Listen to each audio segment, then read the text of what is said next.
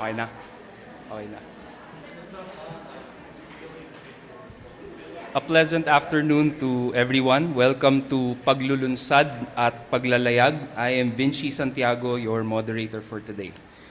The United Nations declared the year of 2022 as the start of the International Decade of Indigenous Languages. As a reply to this call and as part of the fulfillment of the mandate of the UP Department of Linguistics, we are holding this face-to-face event. For our guests, welcome to the campus of the University of the Philippines, Diliman.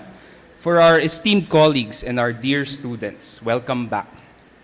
The event is being recorded and the video will be uploaded on the official Facebook page and YouTube channel of the UP Department of Linguistics.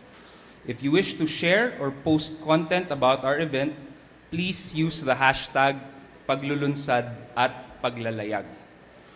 Paglulunsad at Paglalayag is part of the activities in celebration of the centenary of our department and is presented in cooperation with La Trobe Asia and the Katig Collective. More on them later. At this point, may we call the Paglulunsad at Paglalayag Project Coordinator, Assistant Professor Jem R. Javier, to give us some welcome remarks. Let's give him a round of applause.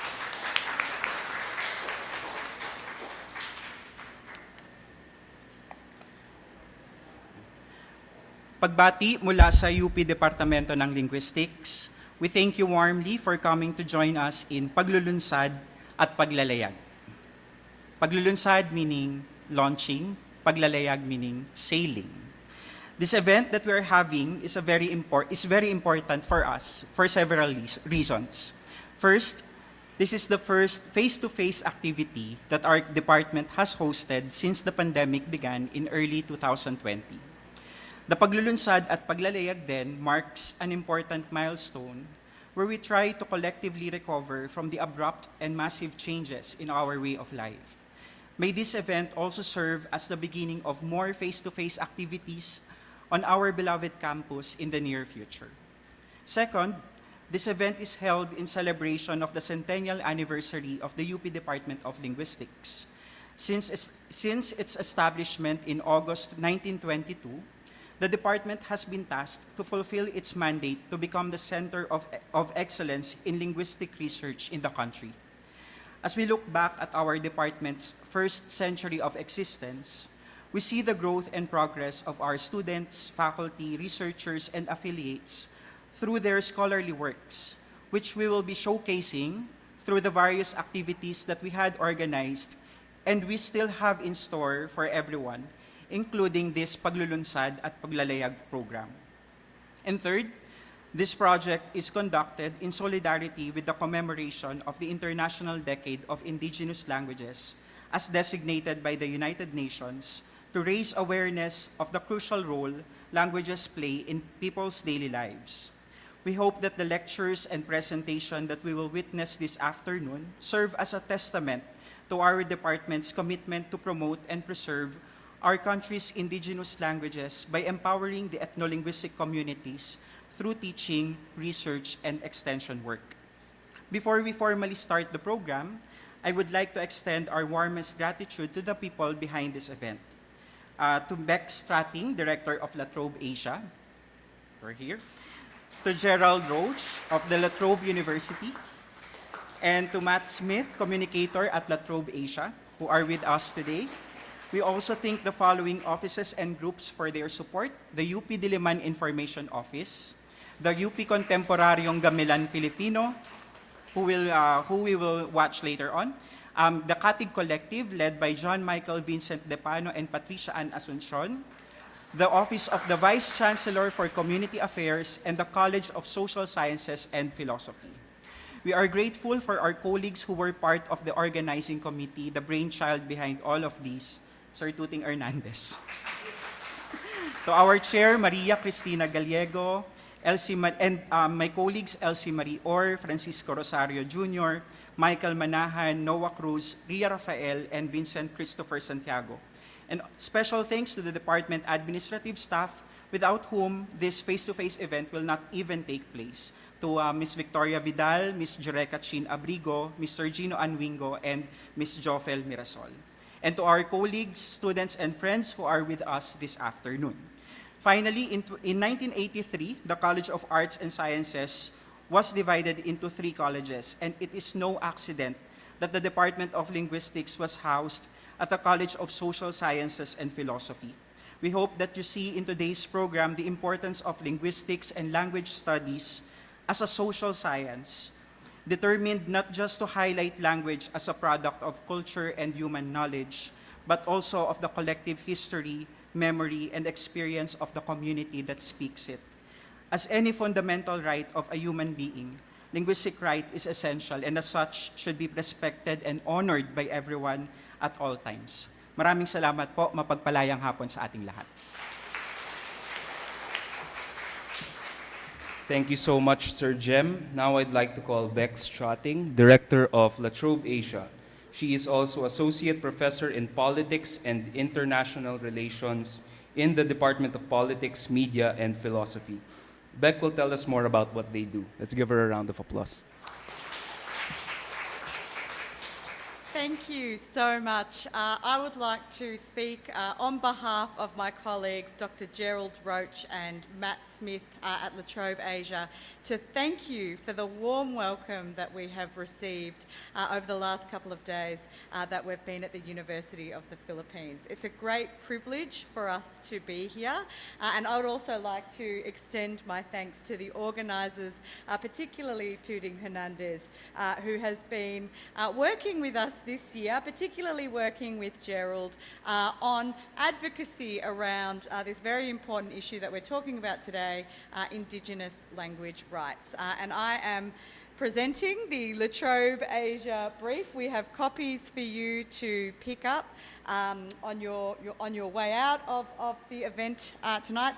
Feel free to grab one. It's a very, I think, important brief that reminds us of the importance of language rights as human rights. And at La Trobe Asia, I've been very proud to support the work that Gerald has been doing. Gerald is a senior research fellow at La Trobe Asia and at La Trobe University in this decade, the decade of Indigenous language rights. So throughout the year we've run a number of podcasts. We've got the publication here. We've had some public events in Melbourne. So it's really fantastic for us that we're able to share this research and this policy brief with a broader audience, and to be able to attend the first face-to-face event that the department has held. And that is also a real honour to us, because as great as Zoom is, it's always lovely to be able to meet people face-to-face. And for us, from Melbourne, Australia, to be able to come out into the region, which we've not been able to do for nearly 3 years. So it's wonderful to be here. I'm sure you're all really looking forward to hearing the presentations, just as I am. And I would like to again thank you all for coming, but also thank you to the organisers for hosting us here today.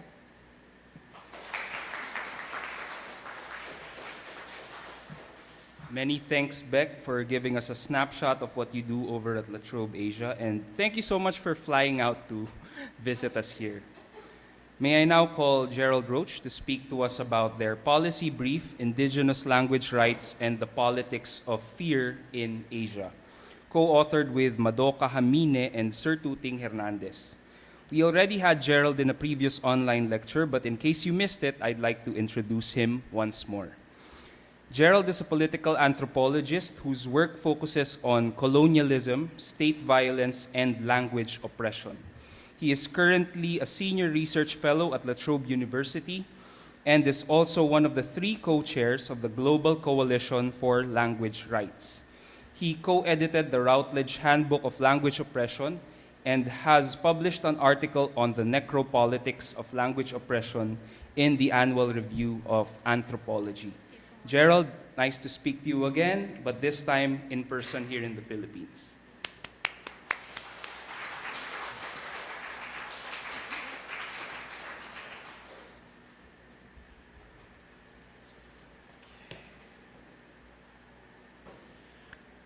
Thank you so much for that generous introduction, and thank you also everyone for coming here. It's really an honor to be here for the first in-person event since the pandemic. It's an important shift to be back in a room together, to sit together, to be able to talk to one another face to face. And I'm really happy that I could be a part of that here at your university and in your department. So I'm going to be talking about this policy brief. Tuting is giving me half an hour to speak with you. So with the time that I've got, I want to go through a couple of different topics. I'm going to start off talking for 10 minutes broadly about issues of Indigenous languages, concepts of languages and human rights. So to start with the big picture. Then I want to move on and kind of zoom into something more specific and speak about my personal experience related to this topic, how I became interested in it, how I came to become an advocate for language rights. And so that will be talking a little bit about my experience of working with Tibetan communities in China. So then after that little bit of personal narrative, I'll move on to look more concretely at this policy brief that Tuting and Madoka and I wrote together. And I won't try and summarize the whole thing for you. I've put in, you can see here there's going to be a few QR links to extra papers, articles, little bits of online commentary and so on. So if there's things that you want to know more about, hopefully there's enough links through to other information that you can find more about. And you'll be able to pick up the report as well. And I'm also looking forward to having a conversation with everyone, and particularly I look forward to hearing from you about how you think some of these ideas apply within the Philippines, because I admit my novice status when it comes to the Philippines. This is my second visit here. My first visit was over 10 years ago, I think. Both visits have been extremely brief, so I'm learning a lot just in the few days that I'm here.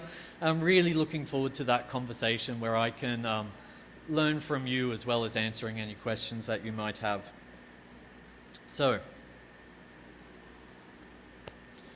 the big picture that I want to start with when thinking about language rights and the topics that we're going to talk about here today is the global picture. And the global picture is that at the moment we live in a moment of linguistic crisis. It's a historically unprecedented moment where the most reliable and conservative estimates that we have suggest that probably half of the languages that are currently spoken in the world today will no longer be spoken at the end of this century. I think that qualifies as a kind of crisis. Now that figure, half of the world's languages, I think is a very conservative estimate, but it's the most reliable we have based on the data. There's no systematic research globally to look into this problem. So that number is kind of brought together from a variety of sources. It's an estimate.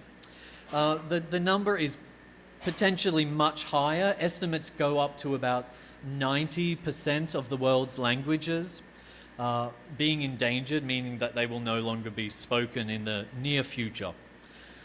So currently the estimates are that we have about 7,000 languages spoken in the world. And imagine a world without 90% of those languages. This global crisis disproportionately impacts Indigenous people.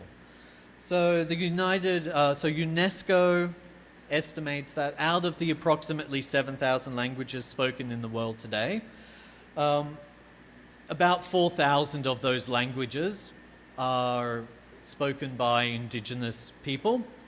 And those 4,000 languages are overrepresented in the number of Indigenous languages. So something like over 50% of the world's endangered languages are endangered. This is a disproportionate representation of Indigenous people, both in terms of linguistic diversity and in terms of endangerment. So globally, Indigenous people constitute about 6% of the population. They speak more than half of the world's languages and more than half of the world's endangered languages. And we'll see, perhaps later we'll see that they're disproportionately overrepresented in some other aspects as well. So the way that I approach this problem of global linguistic endangerment is primarily as a political problem. We have about 30 years of good, solid linguistic research on this topic. Linguists have made important contributions to this field of study, looking at things like documenting endangered languages, archiving those materials in ways that are open access for communities and researchers. We have good leadership on language revitalization, particularly around endangered language pedagogies. But my approach to these issues is that those things they're an important foundation, but without the political space for Indigenous and minoritized communities to act on those resources, then it's an incomplete contribution.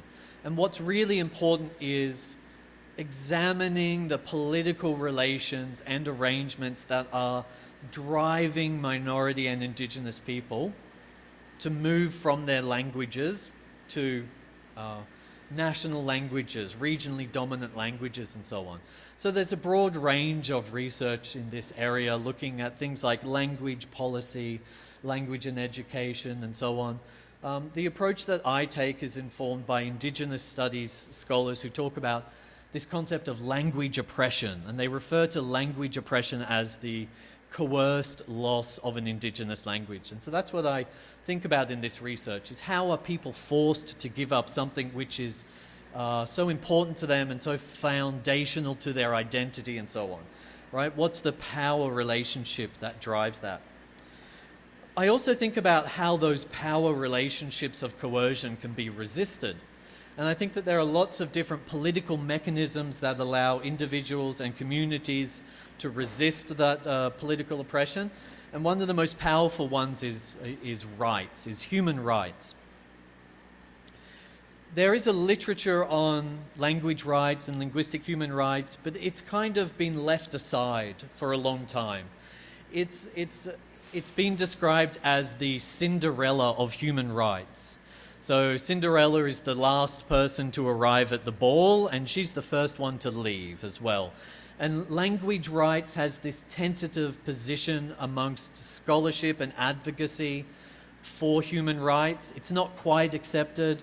It's often not quite seen as legitimate. So part of what I tried to do in my research and my advocacy work, for example, with the Global Coalition for Language Rights, is to really help develop this concept of language rights and demonstrate that it's important and valid and it needs to be pursued within academia, but also in, the halls of power at national and international levels. So what are language rights and how do they work? There's kind of two fundamental concepts that are bundled into that. One is often referred to as linguistic human rights. Linguistic human rights refers to the idea that language is connected to and protected by fundamental human rights that everyone recognizes globally. So these are the fundamental human rights that are, for example, protected in the Universal Declaration of Human Rights. And there are some rights in there that pertain to language, but often not explicitly. So, for example, there are rights to non-discrimination in the Universal Declaration of Human Rights, and they mention in passing that people cannot be discriminated against on the basis of language. There's also the idea that all rights listed in the Universal Declaration are available to everyone, regardless of language. There's also rights around things like the freedom of association, the freedom of to express ideas, which are related to language and advocacy for language. So to be able to advocate for your language, often against oppression from the state and transnational forces, you need to be able to claim freedom of association, for example. But then there are a second set of broader rights which don't pertain to the individual and their human rights. They pertain to language itself. So these are recognized, for example, in the United Nations Declaration on the Rights of Indigenous People, which talks about things like the right to mother tongue education, the right to media in Indigenous languages, and they also even extend to the right to revitalize a language that is no longer spoken in the community. So when I'm talking about language rights today, I'm talking about that much broader set of rights, which is not just about the freedom to speak your language, it's also about recognizing that the language as a collective social property also has rights to some extent that are connected to those communities. That's what I'm talking about with language rights. So this idea of language rights faces a lot of challenges, both within academia and outside in the political sphere. So within academia, there's a lot of opposition to the concept of language rights, particularly from disciplines like applied linguistics, who see it as essentializing of languages, as forcing identities on people, concepts like that. So I'm happy to come back and talk to those issues if people are interested. But the rights, the challenges that I think are far more significant exist outside of academia, and it relates to state-sponsored oppression of Indigenous and minority communities, targeting of human rights activists, efforts to impose the languages of the state, and efforts to suppress activism, advocacy, and work by communities everywhere in the world in defense of their Indigenous languages. That's what the report, this policy brief, focuses on. It focuses on the challenges that Indigenous language rights advocates face all around the world. So I talked about Indigenous people being overrepresented in linguistic diversity and linguistic endangerment. Another area where Indigenous people are overrepresented globally is in state-sponsored killings. So there was a report that's issued every year. I think the organization's name is Monument International, where they list all the human rights defenders who were killed in the past 12 years to commemorate their death, recognize their sacrifice, and to track trends over years about what's happening. And last year in their report, they showed that 26% of all human rights defenders who were killed as part of their, because of their advocacy work, 26% of them were Indigenous people. So Indigenous people represent 6% of the world's population, 26% of the human rights activists killed globally last year were Indigenous people. So my personal experience with this stuff extends from my life and work in China. I lived in China from 2005 to 2013. I lived in the western part of the country on the northern Tibetan plateau. And my work there was with Tibetan communities. I was a teacher at a university. I also served as an intermediary between Tibetan communities and Tibetan community organizations and international civil society organizations that would fund development programs and things like that. I was also brought there as an anthropologist to teach anthropological methods to Tibetan students. So a lot of my work was about documenting culture together with people in their communities, and that evolved into working on languages and helping to document languages and help communities with language revitalization work. So it was through this kind of practical, on-the-ground, community-focused work that I became interested in these issues. So a lot of the work that I've done academically on this issue started off just being about getting people to acknowledge that linguistic diversity existed in Tibet. The predominant narrative is that all Tibetans speak a single language when, in fact, there's dozens of languages spoken across Tibet. So I did projects like, you can see here, mapping the linguistic diversity in Tibet, just getting people to acknowledge that these communities existed and they had legitimate rights and requests in relation to language. During the time that I was living in Tibet, there was a period of social unrest. In 2008, it was the largest protests against Chinese rule in Tibet since the region was incorporated into China in 1949. Thousands of Tibetans across the plateau rose up in protest against Chinese state rule with a variety of demands, but one of the central demands was about language and language. They didn't use the terms language rights, but essentially they were asking to have education in their languages. This protest was violently suppressed. There was martial law across large parts of Tibet, but nonetheless, the spirit of those protests continued over the coming years, and particularly the focus on language issues. So there was, from 2009, 10, 11, and 12, there was a growing grassroots language promotion movement amongst Tibetans. In the villages, in the small towns, within universities and schools, encouraging people to use their languages, to speak to one another in their languages, to some extent to reject the national language. And once again, like with the 2008 protests, the state responded to these movements by cracking down on them. They outlawed language activism in a number of areas. They identified language activism as a criminal activity. Right? We're talking about people sitting around and memorizing vocabulary from a dictionary, and they criminalized that. There was one example of a language advocate who went to Beijing to petition the government to have mother tongue education in his school, and he was arrested and imprisoned, sentenced to 5 years, and I think he ended up serving 3 years in prison before he was released. And so by around 2016 or 17, this grassroots language activism had been completely crushed, and there's now no sign of it in China today.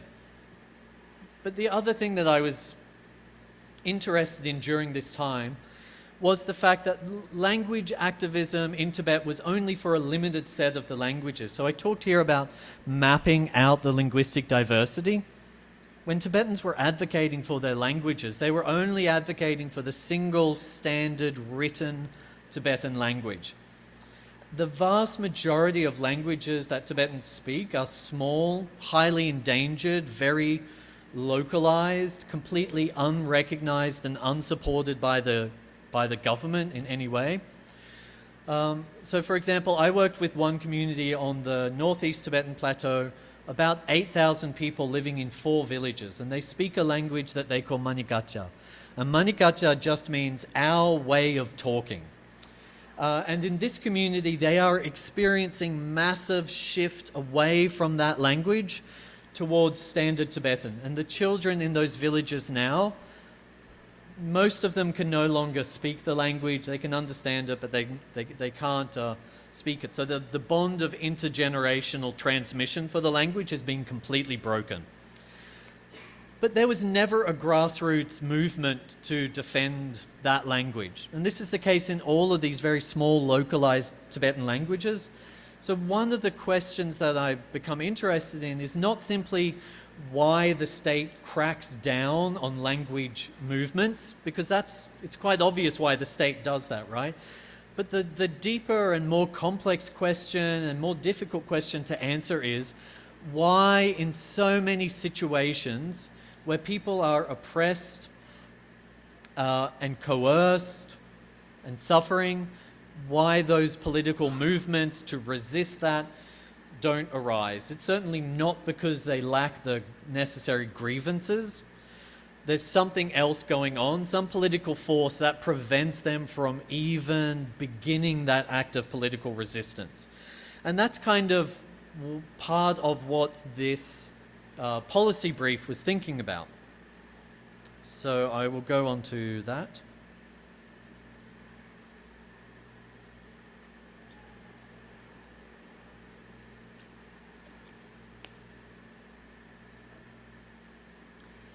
So the theoretical framework that Madoka and Tuting and I were using to think about this issue, to think about why language resistance movements don't begin is from the work of a sociolinguist called Guzel Yusupova. She is from Russia, but she's ethnic. She's an ethnic minority person from Russia, a Tatar person. Has done excellent sociolinguistic work on the politics of language in Asia, and has had to flee the country since the invasion of Ukraine. Is now living in exile. But when she was living in Russia, she did some really outstanding research on the politics of language and minority language social movements. And she has this fantastic article. This QR code will take you to the article called The Politics of Fear and Minority Language Mobilization in Russia. And she talks about a policy that was introduced by Putin in, I think, 2010 or 2012 in relation to minority languages. And the policy superficially did not appear very draconian. What it did was it said that it would no longer be legal to make a minority language compulsory in a school. So it didn't ban languages. It didn't say that people couldn't use those languages. It didn't say it was illegal to advocate for language rights or anything like that. It just slightly constrained the space that people had to advocate and use their languages. But what she shows is how that small restriction created a much larger political effect through what she calls the politics of fear. So she was involved with a number of minority language social mobilization, like activist organizations. And through her monitoring of their social media and conversation with those activists after that law, she shows how people gave it a much broader interpretation than what was actually stipulated in the law. That it created a great sense of anxiety and fear, and that there was a heightened risk of the state cracking down on anything that they did. And so this led to a lot of the movements changing their tactics in the way that they advocated for minority rights. So, for example, they stopped having public protests where they were explicitly advocating for the minority language, and they changed instead to having cultural events where the language would be present and people would be talking about minority culture, but they were essentially depoliticizing their activism. So that was, I think, an interesting insight into how language activism can be prevented without an explicit crackdown. And that was what we were thinking about and looking at in this report. So the broader background for this is that in recognition of this crisis of languages globally, the United Nations has declared the International Decade of Indigenous Languages. The planning for that global event, the documents that they have released about the decade, have all explicitly advocated a human rights approach to Indigenous languages. They want essentially they want Indigenous people everywhere to become human rights advocates for their languages, right? And what we were looking at was, well, how will that operate in relation to the politics of fear, the kind of thing described by Guzel Yusupova? Does that space really exist globally and within Asia for Indigenous people to simply stand up and advocate for their language rights? So we chose to look at three major case studies: China, India, and Indonesia. These are the three most populous countries in Asia. They are the three most linguistically diverse countries in Asia. Globally, they represent something like 40% of the population and almost 30% of the languages in the world. If the International Decade of Indigenous Languages is going to be successful in promoting a human rights approach to Indigenous languages, it has to succeed in those three countries, right? So we wanted to look at, is that going to be possible? And what we did was that we drew on a variety of civil society organizations, human rights organizations, to look more broadly at what were the trends in human rights in those countries since 2019. So 2019 was the International Year for Indigenous Languages. That's when they started planning for the decade, which starts this year. And we took that as our window to see what were those countries doing, how was civil society operating, and how were they treating human rights activists and Indigenous people.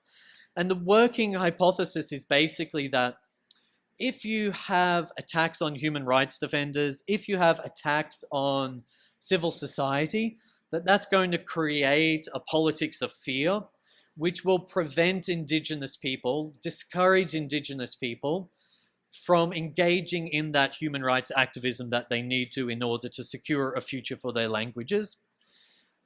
Or if it didn't do that, if it didn't discourage them, that it would be placing them at risk.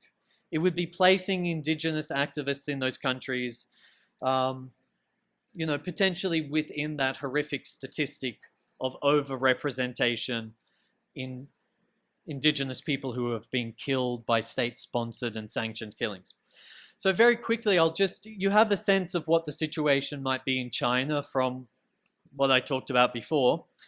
In India represents a very disturbing and distressing case of extremely rapid decline in the space for civil society and in the security and safety of human rights activists and Indigenous people. So some indicators of that are that an organization called Civicus Monitor, that globally monitors space for civil society, has issued an alert for India this year, placing it on a list of countries of concern alongside Russia in 2022. A project in Sweden called the VDEM project, which monitors and assesses democracy around the world, has reclassified India as an electoral authoritarian country. And Freedom House in America, which ranks countries globally around the world in terms of their democratic performance, now lists India as a partly free country, no longer a democratic and free country in India. Two of the developments that we looked at in the policy brief that took place between 2009 and 2022 were new laws that were brought in, or modified actually, to attack human rights activists and label them as terrorists. So one of the laws is the Unlawful Activities Prevention Act. This is basically the Indian anti-terrorism law. In 2020, this law was updated so that instead of just targeting organizations, it could now target individuals. And this gave the state the capacity to basically point a finger at a journalist, at an activist, at a human rights advocate, at an academic, and to legally charge them as a terrorist and have them arrested on this. One of the people who was targeted by this was a sociolinguist and language scholar at Delhi University, who was arrested on charges of terrorism, has been imprisoned for 2 years now, and is engaged in a struggle to have his medical needs met. This is the kind of draconian purpose that these laws are being put to. So he was an Indigenous rights and language rights activist. He's been imprisoned along with a group of 8 other activists, one of whom has already died in prison. So another indicative change has been the Foreign Contributions Regulation Act, which regulates NGOs and particularly how they receive their funding. And it was basically made illegal for NGOs in India to receive foreign money. So human rights activism is targeted as terrorism. International connections between human rights organizations have been severed. This is a drastic situation for human rights activists and Indigenous people in India, which we think is going to create exactly the kind of politics of fear which will suppress language activism in India. So just to wrap up, we talk about some recommendations, things that we think can be actively done at various levels to help the International Decade of Indigenous Languages to be successful and to protect human rights and Indigenous rights activists. So one of them is that we recommend that, so the United Nations has a special rapporteur on human rights defenders, and their job is to protect human rights defenders around the world. And so they produce reports about human rights defenders in relation to specific issues. So globally, women's rights defenders are facing the following problems. So we recommend that the Special Rapporteur for Human Rights Defenders needs to immediately start producing a report on Indigenous rights and Indigenous language rights defenders. The second thing that we recommend, amongst other recommendations that you can find in the report, is that the people who are the organizational committee for the decade needs to form a working group that provides recommendations to Indigenous activists about how to protect themselves legally, physically, etc., to engage in this activism in a way that will not place them at risk, in a way that will not put them in danger, and in a way that will not result in them becoming part of those horrible statistics about the targeting of Indigenous rights defenders globally. So I'll leave it there. I really look forward to the conversation. I welcome you to reach out to me by email or social media if you think of other questions later.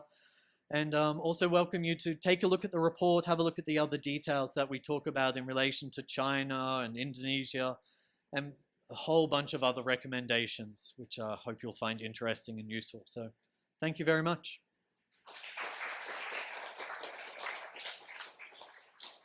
We move now to our open forum. If you have any questions or comments for Gerald, kindly step up to these microphones. And please don't forget to introduce yourself, your degree program, and or department and affiliation. So, any questions or comments?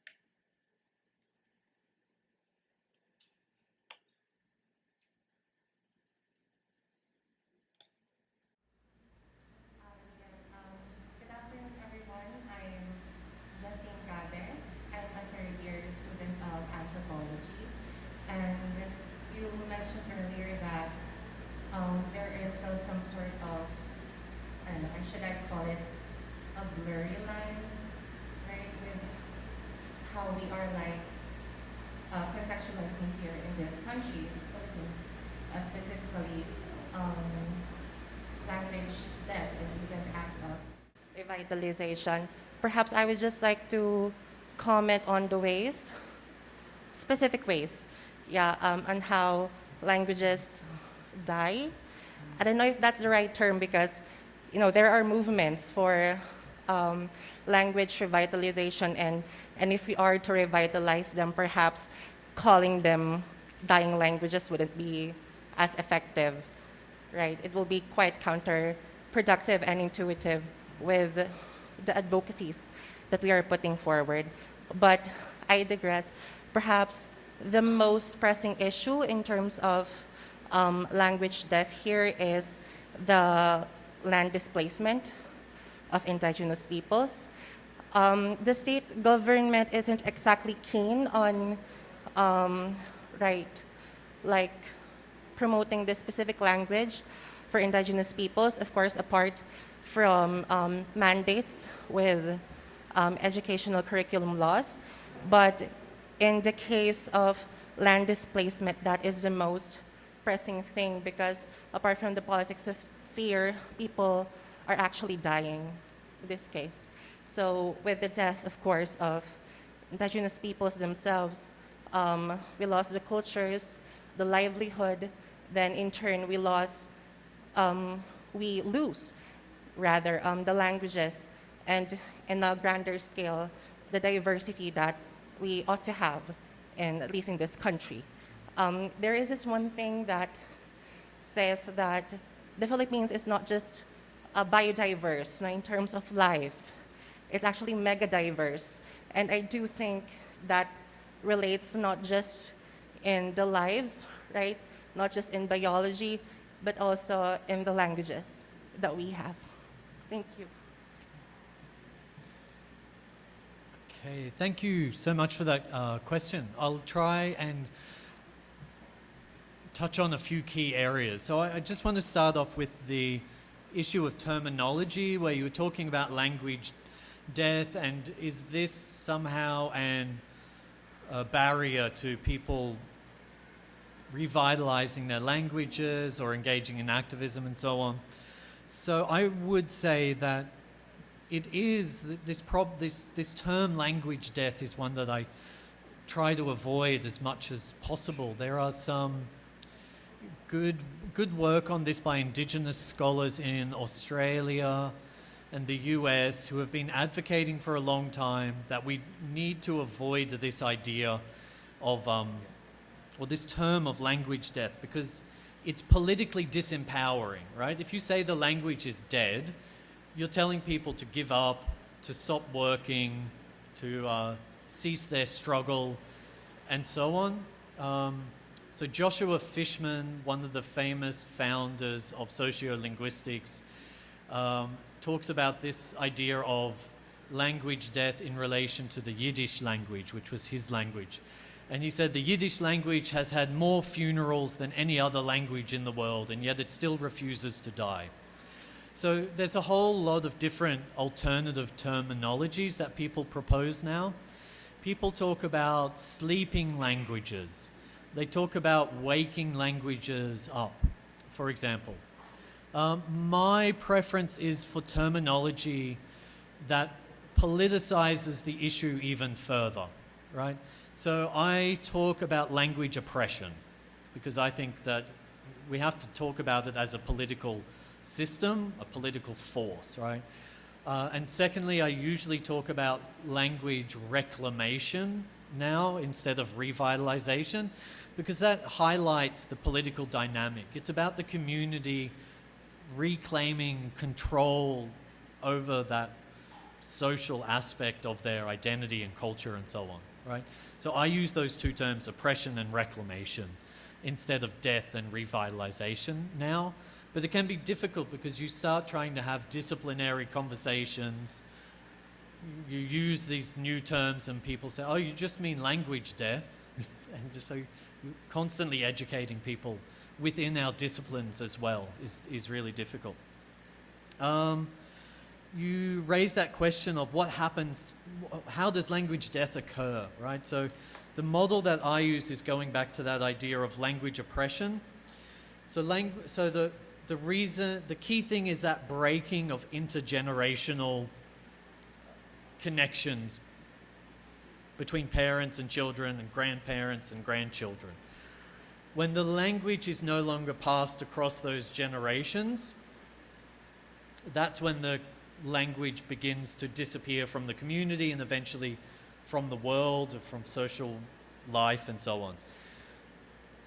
Language oppression represents a really difficult political problem because that external political force, usually the state, right, has to enter into those intimate family relations and destroy them. The state cannot actually ban a language. They can prevent it from being spoken in a school. They can arrest and shoot people for speaking it, and this has been done historically. States have cut out the tongues of people for speaking the wrong language. But so long as people continue speaking the language across generations, the state cannot destroy it, right? So it has to be able to enter into those personal relations. And the way that it usually, those intimate family relations, and the way that it usually does this is that it convinces a parent that their child will have a better life if they no longer speak that language anymore, right? So, it tells the parent that when you look at your child, if you want them to be happy, if you want them to be free of suffering, if you want them to be successful, if you want them to not be discriminated against, if you want them to not suffer stigma, you have to do the work for us and take that language from your child and give them the language of the state. So I always think of language oppression as being this particularly invasive form of state violence, because it has to break down every family relationship one by one in that way. So that's how I think that happens. I might just go to the issue of land displacement and physical death. So one of the articles that I recently wrote is about the necropolitics of language oppression, and it's essentially looking at the way the state threatens people with death in order to create that intergenerational break. And I think it's really important to acknowledge the intensity of violence that communities face, the extent of risk, and what they have to lose in relation to language. A lot of the linguistic literature and socio-linguistic literature talks about language in very abstract terms, maybe identity, maybe they talk about the loss of traditional knowledge. They mention some vocabulary that is unique to a particular language, and I think that kind of thing downplays the serious problem that language oppression really is, right? Which is that it's essentially a human problem and a matter of life and death. And that really goes to those issues that you talked about, of land dispossession, of the dispersal of communities, breakdown of the indigenous sovereignty, their relationship to land and their physical life, right? Their ability to live in the face of state violence. So I guess broadly I would just say that I agree with you on that point and appreciate that you raised that issue. Yeah. Okay, at this point we have space for one or two more questions or comments because we have a lot more in store for us this afternoon. Anyone from our students, from our colleagues from the other departments wish to give their comments or questions?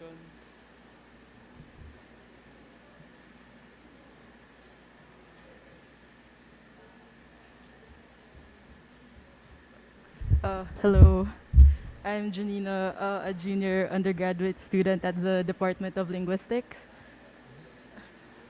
Ay, mahina ba? Ay, sorry. Hello. Hi there. Hello, good afternoon. I'm Janina, a junior undergraduate student at the Department of Linguistics. I would just want to ask, from immersing in Tibet, what are the factors to this some sort of hegemony of standard Tibet in their linguistic movement? Could it be attributed to a certain geographic center or other factors? That's it, thank you. So I'll just check that I got the question. You're talking about in Tibet, the hegemony of standard Tibetan language, yeah. Yeah, so the hegemony and the political power of standard Tibetan language is a really complex phenomenon that I've spent years trying to untangle.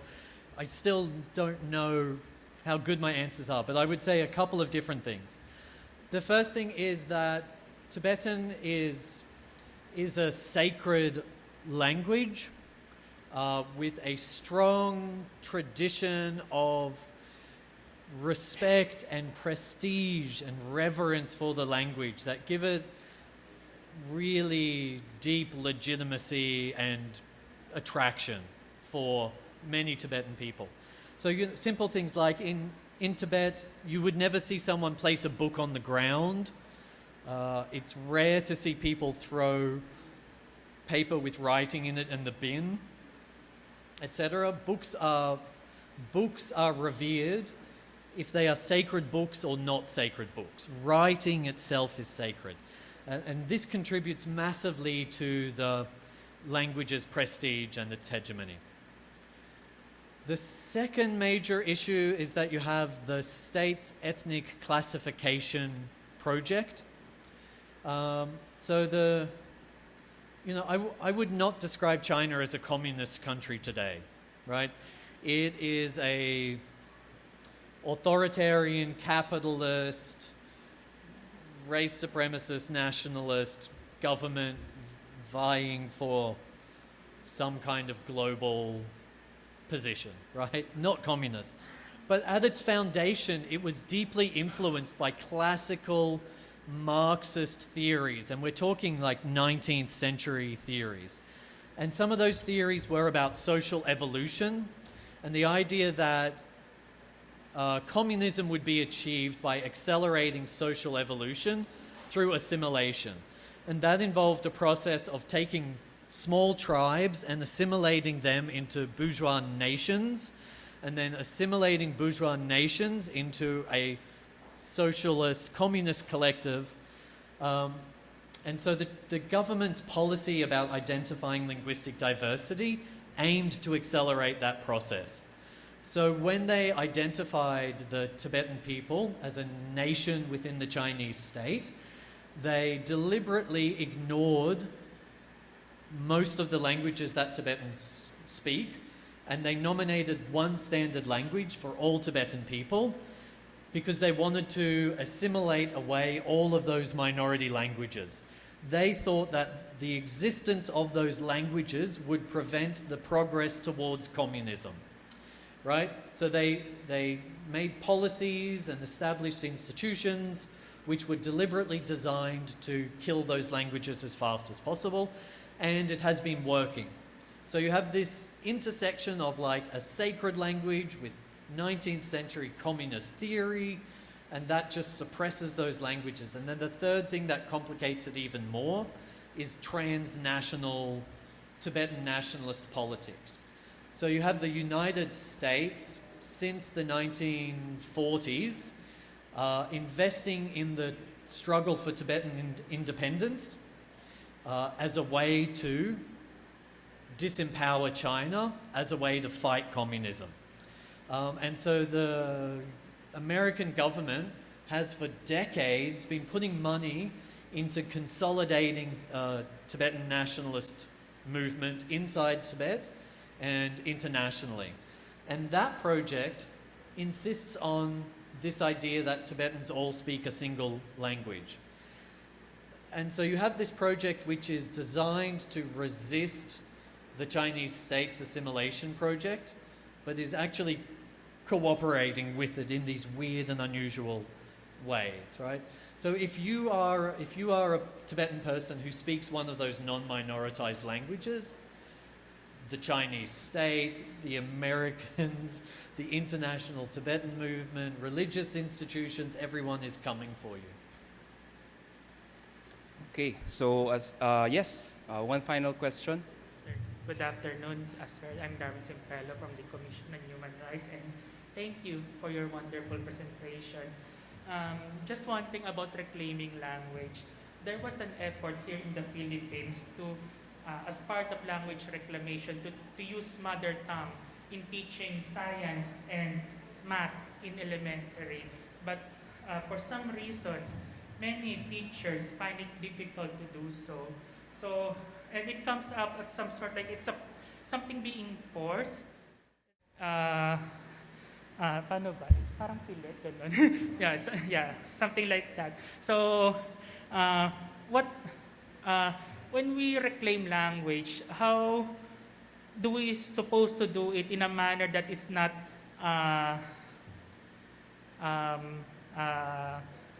contrived?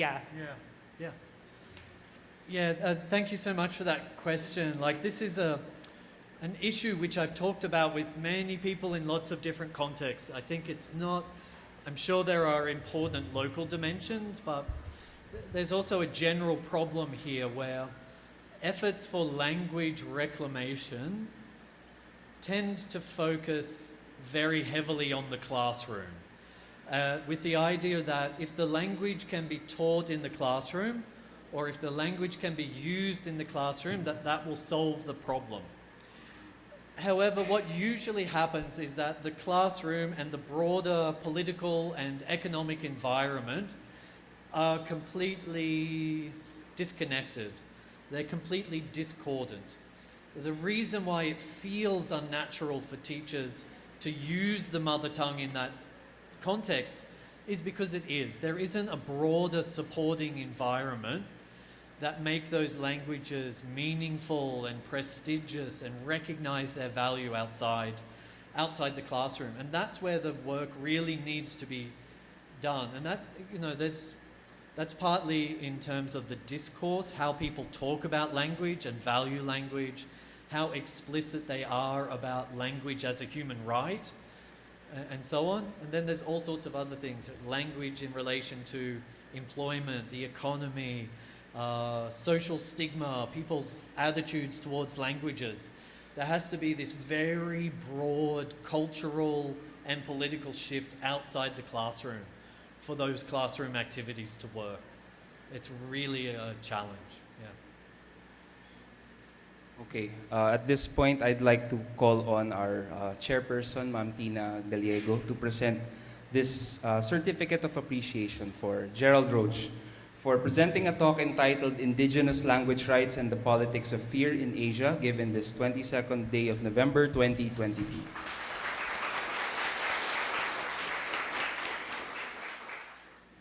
Thank you, Gerald, and thank you to our friends who engaged in the conversation. Of course, this will be recorded, so we will be able to send additional inquiries and comments to Gerald through email. Now, we call on Teaching Associate J.M. Depano and Research Assistant Patricia Asuncion to tell us more about the Katig Collective. J.M. and Patricia are also currently taking up graduate studies in the department. They were part of the inaugural Linguistics 197 class, Language Endangerment in the Philippines, where the Katig Collective was formed. Let's give them a round of applause.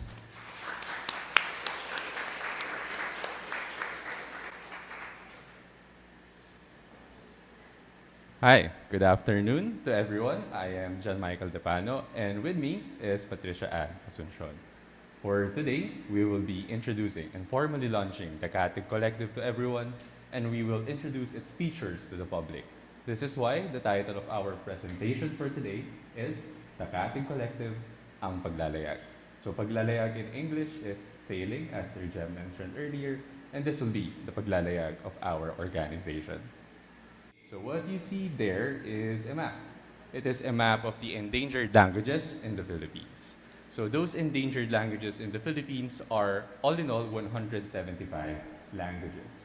So this image is quite small if we look at it using this presentation. However, you can go to that link there so that you can visit the website. Going to thekatigcollective.org/map will show you the full-sized resolution of the image. Okay? So you can see here that all of the endangered languages in the Philippines are shown using different kinds of colors. So we have light blue for threatened languages, blue for shifting languages, purple for moribund, yellow for nearly extinct, orange for dormant, and finally red for extinct languages. So you see here that there are lines on the map. So those lines point to the provinces where those languages are spoken. For example, this language here is spoken in this province. The provinces themselves also are colored in the same color as the language. So out of the 175 indigenous languages in the country, we have 35 languages that are considered to be endangered. Of those 35 endangered languages, 31 languages are threatened and 4 languages are shifting. Next, 11 languages are on the brink of extinction. Of those 11 languages, we have 5 languages that are moribund, another 5 languages that are nearly extinct, and 1 dormant language. And finally, 2 languages in the country are already extinct.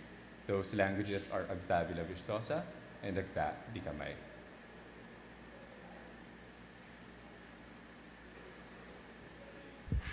Okay, so the narrative of language endangerment in the Philippines is often reduced to an issue of one language against another, as Sir Tuting uses the metaphor pagsasabong ng mga wika or cockfighting of languages.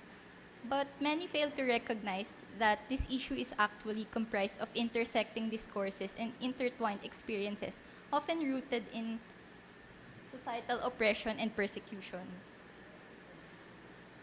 So we do not realize that the problem actually stems from intermingled causes such as these four. So regarding our multicolonial experience, the Spaniards contributed to the stratification of our country into social classes. Meanwhile, the language that the Americans introduced eventually became divisive since, until the present, English proficiency is considered a marker of intelligence. Linguicide is also propelled by stereotypes ascribed to certain groups of people who speak this language or that language. As an example, the Alangan Mangyans of Mindoro, they fear being discriminated against by lowlanders for using their own languages. You might also, in the Philippine context, you might also be more familiar with the old portrayal of Bisaya speakers as mere drivers, household helpers, or yayas in television shows. And probably the less acknowledged causes are displacement and poverty, as Justin mentioned a while ago. So those in the countryside constantly battle with threats of displacement. So the construction of intrusive industries and militarization drive people out of their lands, break communities apart, and contribute to the dissolution of traditions, cultures, and languages. These examples include the Ati people of Boracay, who were expelled from their ancestral territory to give way to resorts, hotels, and restaurants in the beach side. And indigenous communities in the south, such as the Calagans, face legalized land dispossession due to the outsiders' obsession with extracting resources like in mining, and also the prioritization of other commercial interests.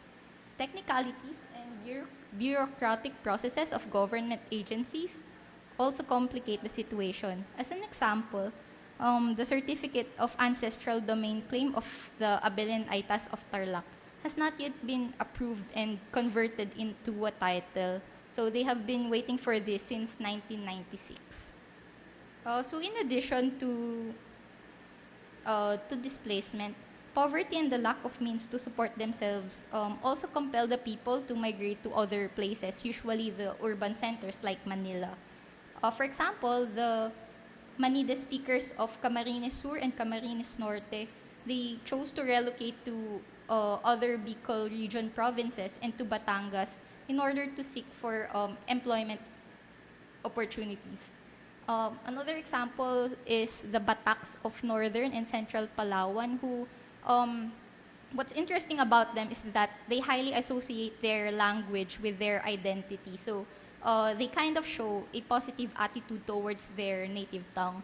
However, they continuously face problems like the lack of access to proper education. At the same time, they also face malnutrition aggravated by the lack of access to clean water and medical aid. And in addition, they have long lost their territory to the loggers in the region. So that kind of disruption took away their traditional farming methods and their resource gathering practices. So you might wonder, what do these things have to do with us linguistics majors, linguistics and anthropology majors? So ano ba yung tunay na koneksyon o kaugnayan ng mga isyong ito sa mga wika dito sa ating bansa? So we in the Katig Collective think that the overall system that promotes inequality and social injustice continues to interfere with the ways of life and rights of many ethno-linguistic groups, including especially the liberty to use their own languages. Having said all this, what we aim to do in the Katig Collective is to first raise awareness regarding the situation of the country's languages, including the communities that speak or use them. So, as you may already know, the Katig Collective is an initiative that seeks to advance the linguistic rights of various Philippine ethno-linguistic groups. The term Katig comes from the Malayo-Polynesian word katir, meaning small outrigger canoe. The protoform is also reflected as katig, or as we know it, outrigger, in some Philippine languages like in Tagalog, Bicol, Cebuano, Aclanon, and Maranao. Related forms are also found in various Austronesian languages outside the Philippines. So, in current usage, through metaphoric expansion, the term katig has also gained another meaning to support. So, we in the Katig Collective will try to be a kind of support, not just to the languages, but to the communities who speak and use them. So the Katig Collective started in 2021 as a project for the course Linguistics 197, Language Endangerment in the Philippines, supervised by Sir Tuting Hernandez. The class had 20 students composed of anthropology and linguistics majors who serve as initial contributors to the creation of the website, which JM will show in a few. A second batch of students is currently enrolled in the same class this semester, and most of their work have already been uploaded on our repository. So, as mentioned by Sir Tuting, some of his students in the current class are here in the audience. Through this introductory project, we aim not only to share information about some languages that are in critical condition, but also to gather news about the condition and struggles of indigenous peoples. So here are the things that we do in the Katig Collective at the moment. So some of the first steps that we took to realize this goal are to first gather articles and other source materials about the languages we chose to focus on. We also look for existing works such as those common things linguistics majors use, such as descriptions, grammars, word lists, etc., and compile them for future reference. We also read about the linguistic group's history, culture, current situation, which are relevant to understanding the bigger context they are situated in. So mahalaga na may alam tayo, hindi lang tungkol sa kanilang mga wika, kung hindi tungkol din sa mga sitwasyon na kanilang kinabibilangan o kinalalagyan sa mga pagkakataong ito. So eventually, we also draft write-ups and infographics for the website. We also share news and other posts related to Philippine languages, indigenous peoples, and activism on our Facebook page. So kindly like us on Facebook. So we also co-organize several installments of the Linguistic Special Lecture Series, or LSLS, with the UP Department of Linguistics. So in case you're interested, you can check out the department's YouTube channel, where the lectures on language oppression and the Iskayan language of Bohol are available. And kind of a promo, but an upcoming webinar on the 28th is Dr. Madoka Hamina's lecture about indigenous research methodologies. Finally, members of the collective also attend lectures related to language endangerment, documentation, revitalization or reclamation, and research methodologies. So we think that this practice of listening to other people speak will help in enriching our perspective regarding the issue of language endangerment in the country, at the same time also in understanding the diverse views of various organizations and stakeholders. I will now turn over the mic to JM. Hi, I am back. I am JM Depano, and I will be giving you a short tour of the website. So you will see here, you will see here a URL. So it's a link of the website. So you can visit thekatigcollective.org, thekatigcollective.org, so you can visit the full website. I will try to give you a tour of the different functions, the different segments of the website. Okay, so if you go to that URL using your phone's browser, you will land on this landing page, this homepage. So this homepage gives you a short glimpse of the segments of the website. First, you can see the logo of the website at the upper left-hand corner there, and also near the center. So that's the Katig Collective's logo. At the background is a small outrigger canoe. So the background is also a canoe, and included is its Katig. And at the center is a snippet, an excerpt from the statement of the Katig Collective. And the Katig Collective statement is written both in English and in Tagalog. Patricia explained this a bit a while ago, and clicking on that button there will redirect you to the page for the full statement. Okay, so at the top of the screen is a navigation bar. So if you click on the map button, you will be redirected to this page. This page includes, first of all, the full-size resolution or the full-size version of the map. And scrolling further down, you will see a list of all of the endangered languages in the Philippines as of 2022. So all of the languages that have lines under them have their own entries, so they have their own articles. For example, if you click on Alangan there, you will go to this page. So the first few lines of the Alangan entry, they introduce the language to the speaker.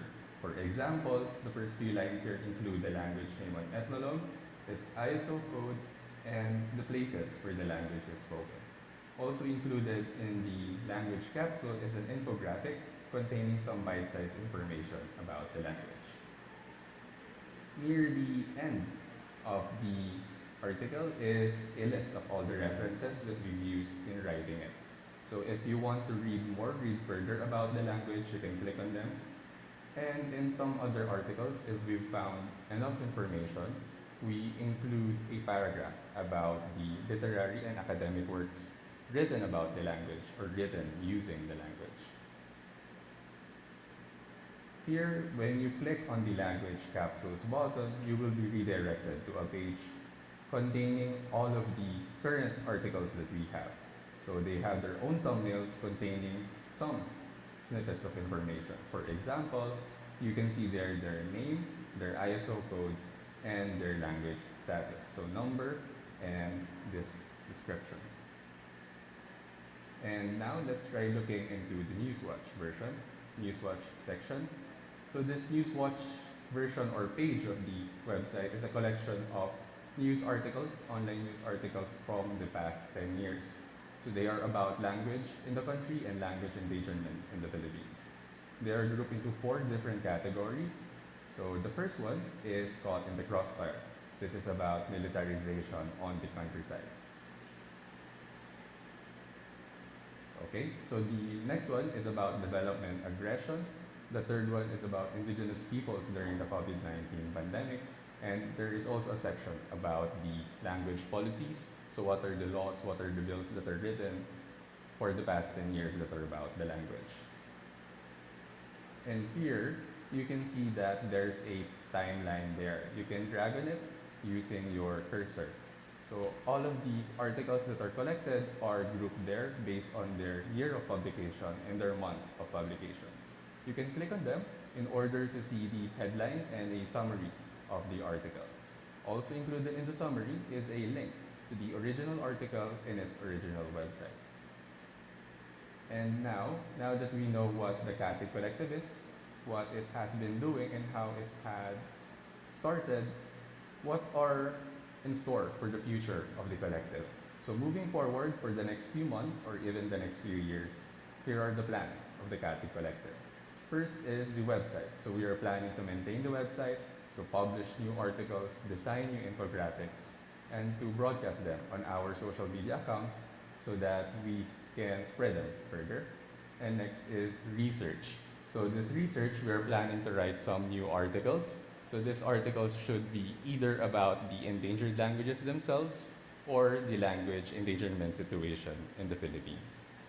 For podcast, Patricia?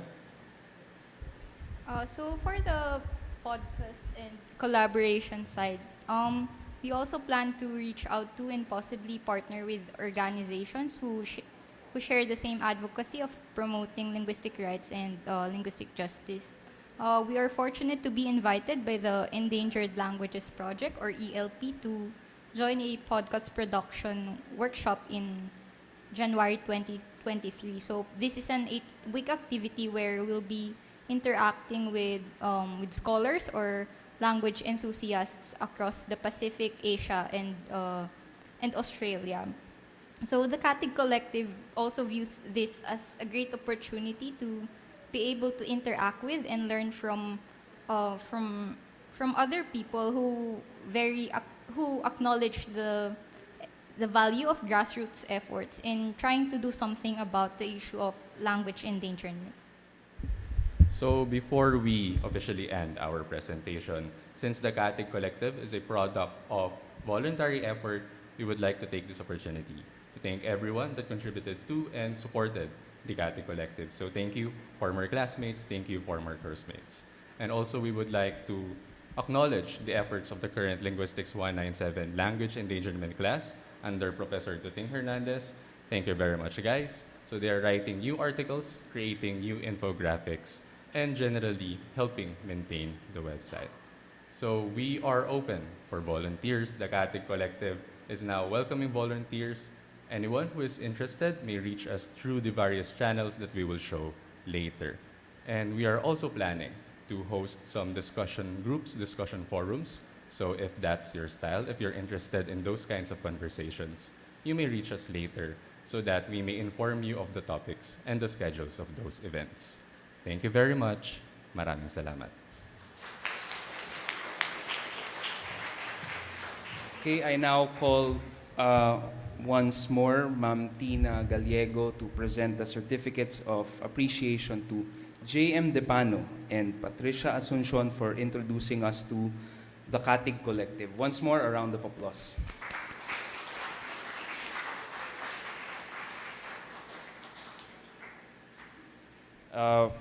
I now call again, Assistant Professor Maria Kristina S. Gallego, who will share some stories from Babuyan, Claro.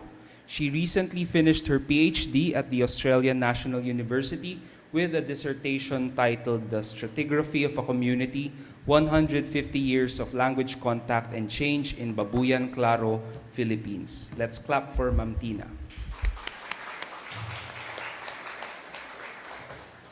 All right, so thank you very much everyone for coming. It has been quite a long presentation already, but it's a great opportunity actually to be here in front of everyone to share the story of Babuyan Claro, which is the topic of my PhD project. I was asked to tell stories about Babuyan Claro, but there's just so many things to talk about. So I decided to focus on one core story of the community, which is the peopling of Babuyan Claro. And this also connects to the people's changing language ecology. I'd also let you hear some of their stories later in the presentation. So this is the story told about the first families of Babuyan Claro. It's quite long, but it's basically the thrilling story of one family's attempt to return to their homeland, but they ended up establishing a new home for themselves. So the Babuyan Islands, along with Batanes, comprise the northernmost islands of the Philippines. Until several decades ago, this region has been relatively isolated from the rest of the country, given the extreme difficulty in crossing the Babuyan and Balintang channels. Babuyan Claro, this small island here, belongs to the Babuyan group of islands under the township of Calayan, where Ilocano is used as the regional lingua franca. So the local language of Babuyan Claro is Ibatan, and it is used by about 3,000 first and second language speakers. It belongs linguistically to the Batanic subgroup, along with the languages of Batanes, Ivatanen at Bayaten, and also Yami or Tao, which is spoken in Orchid Island in Taiwan. In terms of topography, Babuyan Claro is a small island with a rugged terrain, and there is a general lack of exploitable natural resources.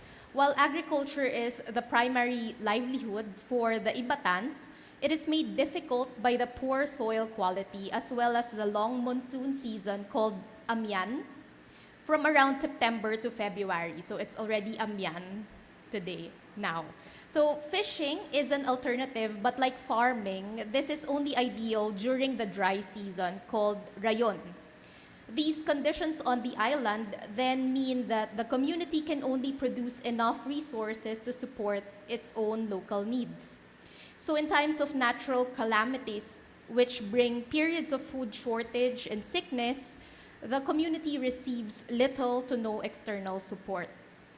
So the first families of the community had to adapt to the tough conditions on the island. It was also this relative isolation of the region that allowed for a distinct Ibatan culture and language to develop.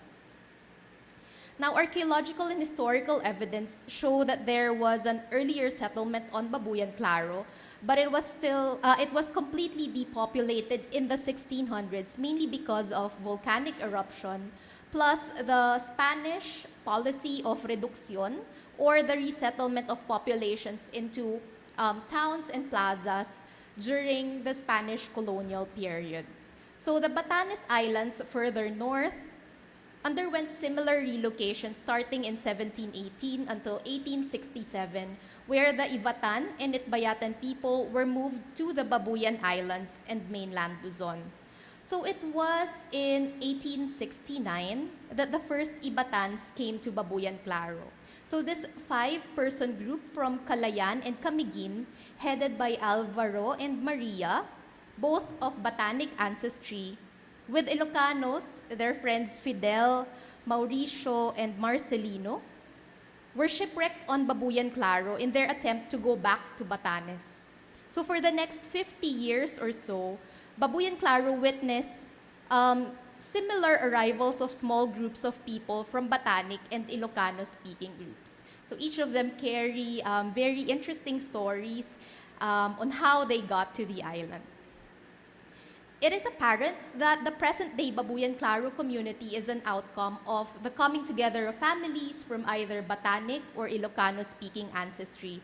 However, ethnographic and genealogical records suggest that the first 2 generations kept ethno-linguistic lines distinct, in that there has been a preference for marrying within one's own deme, which also entails linguistic endogamy, or marrying within one's own linguistic group. So social alliances were based on ethno-linguistic factors. And these community norms reflect the ideological preference in maintaining the boundaries between Ivatan and Ilocano, which facilitated the maintenance of both the languages in the community. So this general preference in the early years of Babuyan, Claro to keep ethno-linguistic lines separate is reflected in how residential settlements have developed on the island. While settlements are scattered across the whole island, the greatest density is found in the southern slopes of Chintebawasay, which is a very active volcano. This concentration of settlements forms the basis of the geographic regions Laod, or west, and Daya, or east, where Laod refers to the sitios or hamlets of Kadinakan, Ibi, Barit, and Kasakay, whereas Daya, or east, while technically referring to the sitios east of Laod, has come to refer to all other sitios outside Laod.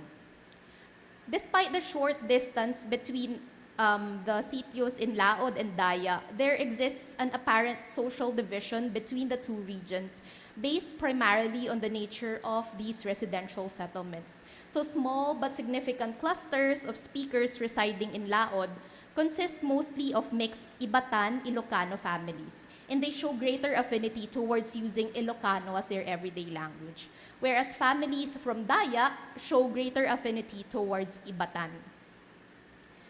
So while egalitarian multilingualism resulted in the emergence of the Ivatan language and its coexistence with Ilocano during Babuyan, Claro's initial years, the integration of the community within the wider administrative region of Calayan has led to this a shift in the nature of multilingualism on the island.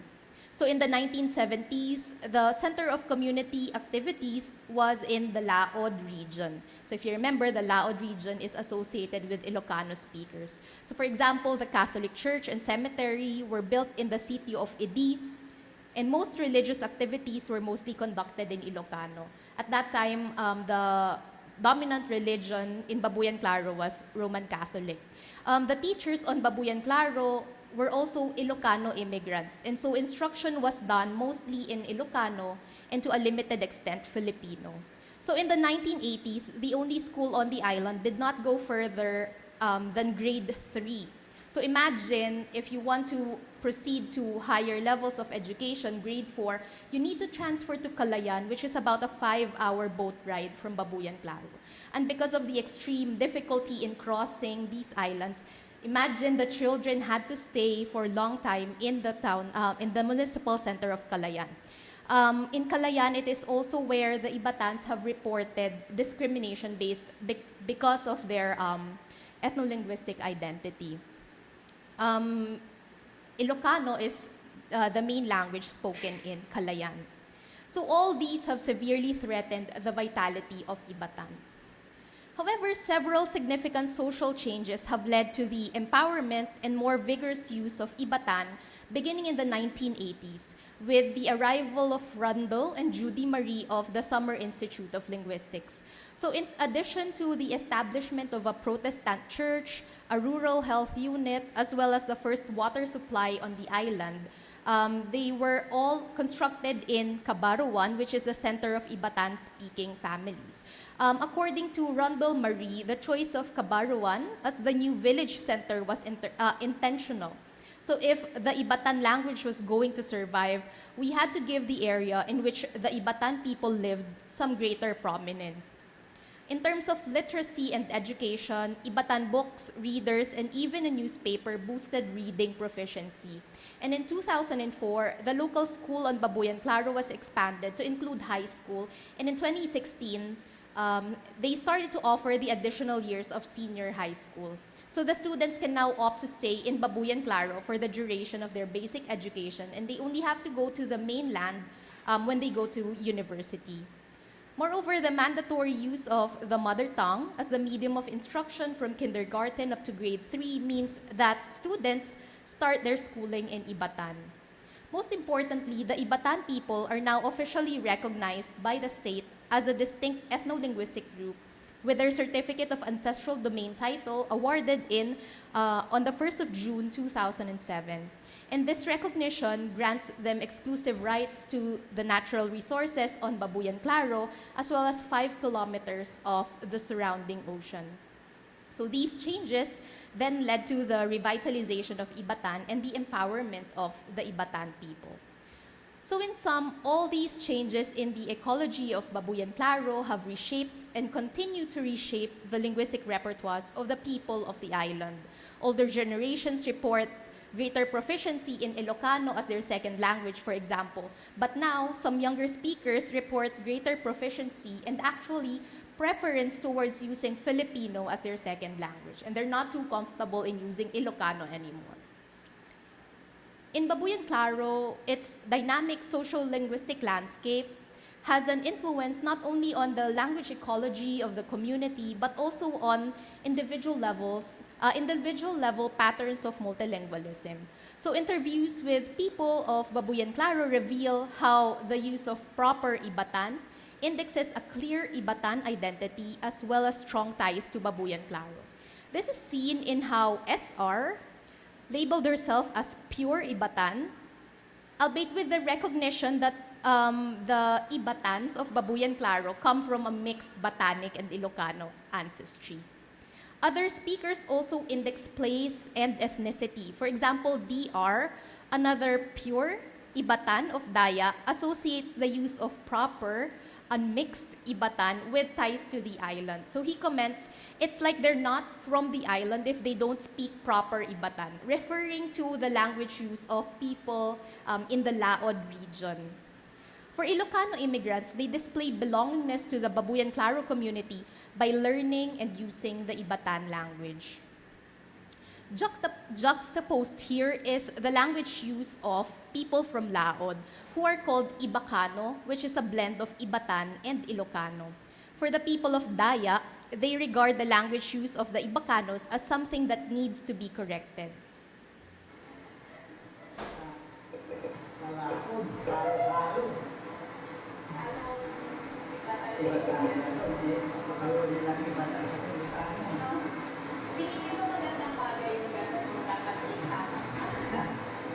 Sabi nila na masarap ang halo-halo pero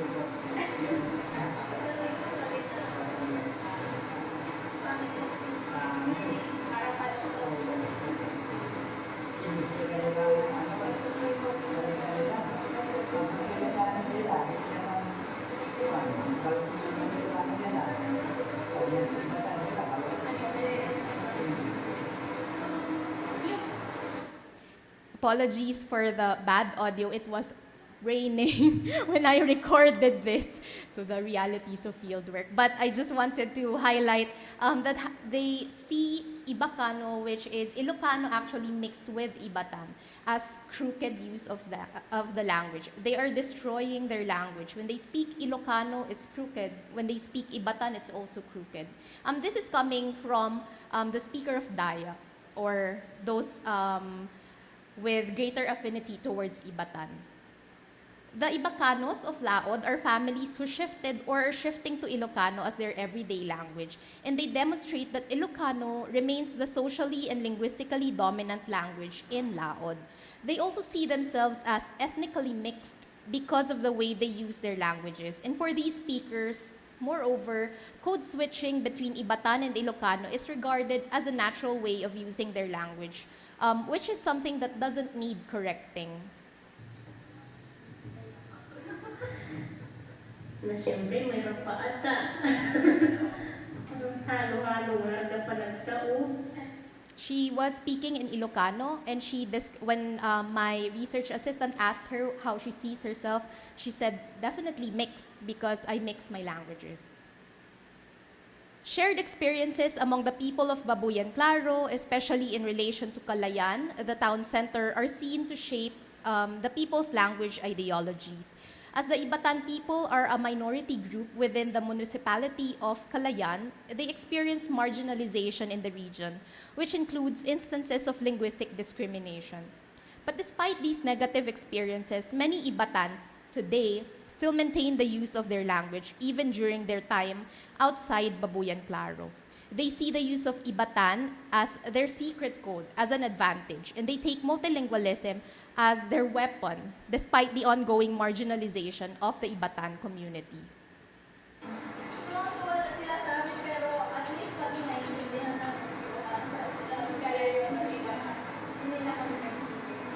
They laugh at us, but at least we understand Ilocano, but they don't understand Ibatan.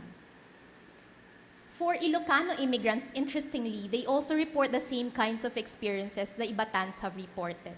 This is CD, who is an Ilocano immigrant living in Babuyan, Claro. Sabihin na lang natin mga kasi na parang may yung pagdating sa Ibatan, parang pag nasa Calayan ka, parang pinagtatawanan yung salitang gano'n. Kaya nung pumunta ako dito, parang realize ko na parang siyempre sa Calayan ako lumaki mo, parang hindi pala ganun ka din yung maganda rin yung salita nila, yung intindihin ko.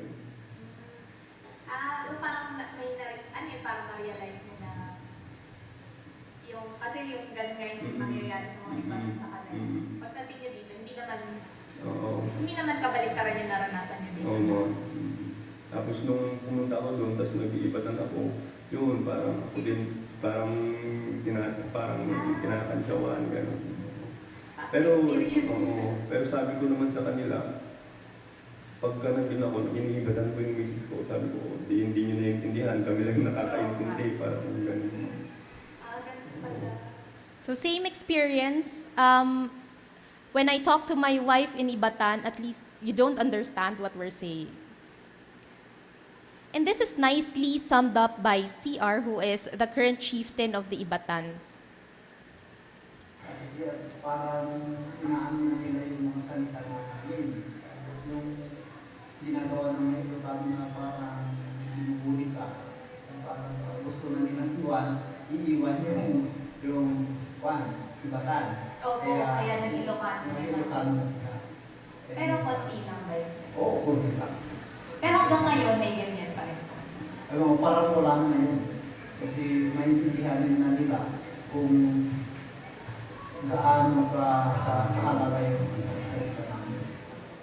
Kaya medyo masigla. Hindi ka gaya nun.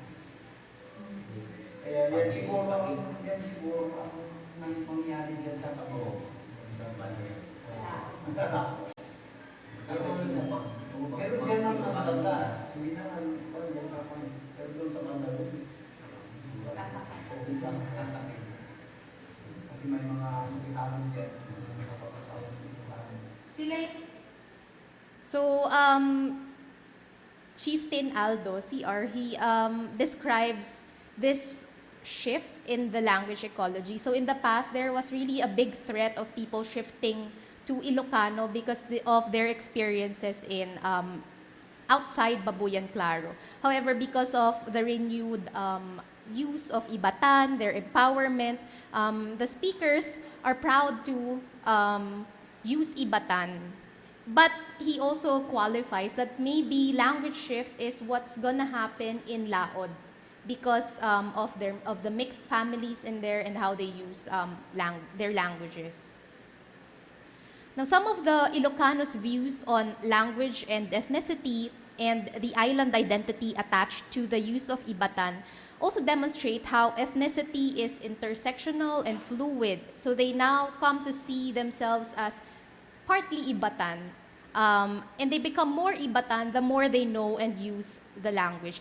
Just to explain, the audio you heard in the previous slides are all mostly in Filipino because that was how I conducted my initial field work.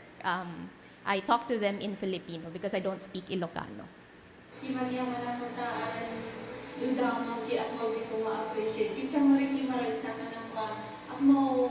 Asakwa ibatan na kan mo ipagpanakyo ko ibatan ako na ikaw makatutuwa sa ibatan. So LP is an Ilocano immigrant, and in the video she speaks Ibatan. She's a very good speaker of Ibatan, and she's very happy that she learned the language and has come to be a part of the Ibatan community. She also sees her children now as pure Ibatan because that's their first language. She was also saying that if I don't speak, how could I teach Ibatan to my children if I don't speak the language? So I have to learn the language. So to sum up, as small, previously isolated communities become more integrated into the modern nation state, the social linguistic contexts on which the communities are built become more fragile. And the story of Babuyan Claro is a clear example of this fragile social linguistic setting, where the kind of egalitarian multilingualism that existed in the past, which favored the emergence of Ibatan, has changed to a more hierarchical one at present, leading to shifts in the language ecology of the community. So while particular socio-political changes have resulted in more positive attitudes and greater use of the Ibatan language, its viability in the future is not certain, precisely because of the dynamic nature of the community. It is only with long-lasting social change that we can be certain of the Ibatan peoples and languages continuity in future generations. Before I end, I'd like to thank all the Ibatans and Ilocanos of Babuyan Claro who have helped me complete my research. Thank you very much. Okay, we have time for just a very short Q&A, comments and questions for Ma'am Tina on her field work in Babuyan Claro. Meron ba? Anyone? Yes, Gerald. Thank you so much for that interesting talk. It was really fantastic. I just wanted to return to where you ended at the end about the future of the language. And it seems like the recent history of the community and the language, the Ibatan community really turned a corner, and now the reclamation is proceeding, educational institutions are in place. There is this new sense of pride and belonging. When you were speaking to people, how did they speculate about the future of the language? Is that something that came up in the conversations? And what did people say about that? There's this distinction between Daya and Laod. So of course, people from Daya, those who are strongly tied to the Ibatan identity, they're very proud. And even the younger generations who go to the mainland for further schooling plan to go back to Babuyan Claro to give back. That's always a very strong theme whenever I attend like career guidance events, like the speakers who are Ibatans encourage the students to come back after their university so that they can serve the community.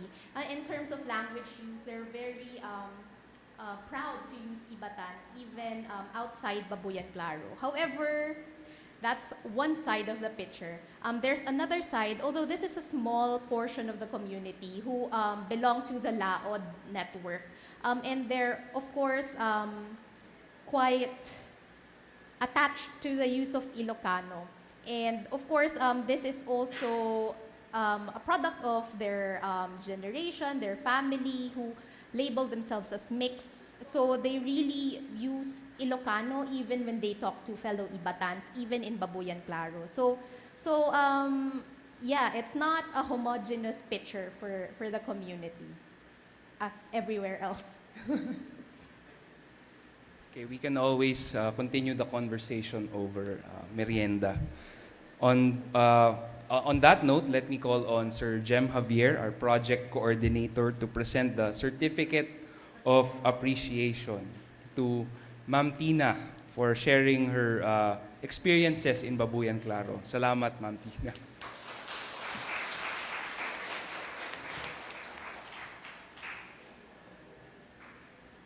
Okay. So now at this point, it is with great pleasure that I introduce the Kontemporaryong Gamelan Pilipino, or Kontra-GaPi. Let's give them a round of applause.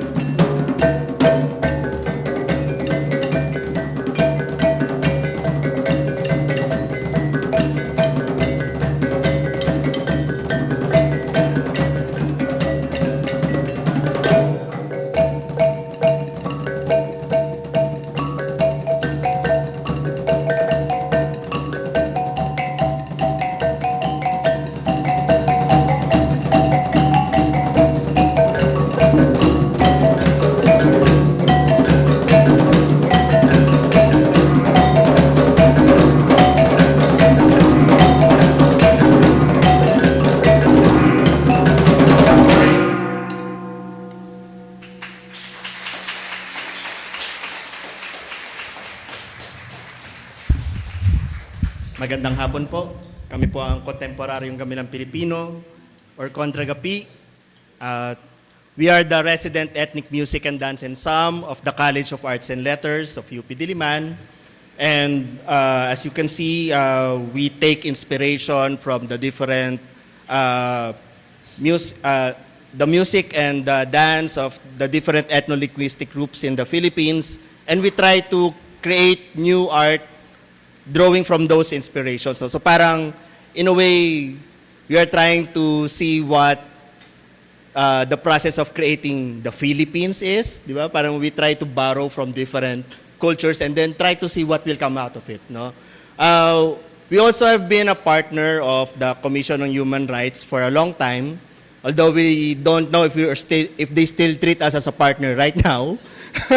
Okay, and we've been promoting culture as a human right. No, we've been doing workshops where we fight for the right to self-determination, the fight to have a collective identity, to have our own self-identity as a nation, especially with the onslaught of different hegemonic cultures, no, in this era of globalization. So that is what we are trying to promote with the art that we are trying to create and share with you.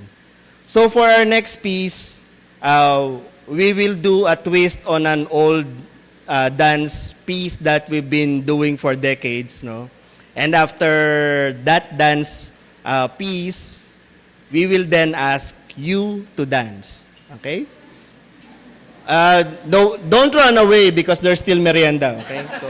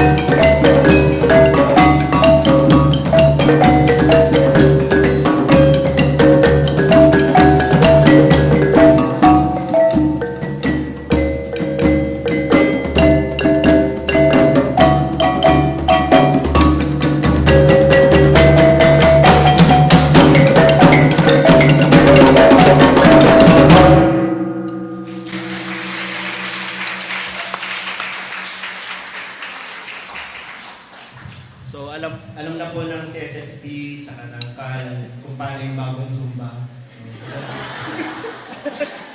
So, yun po, tawagan nyo lang po kami, nandun lang po kami sa likod. So, okay, so for our final piece, again, we would like to thank the Department of Linguistics for inviting us. And we wish you all a good afternoon and let's enjoy the rest of the day. Thank you.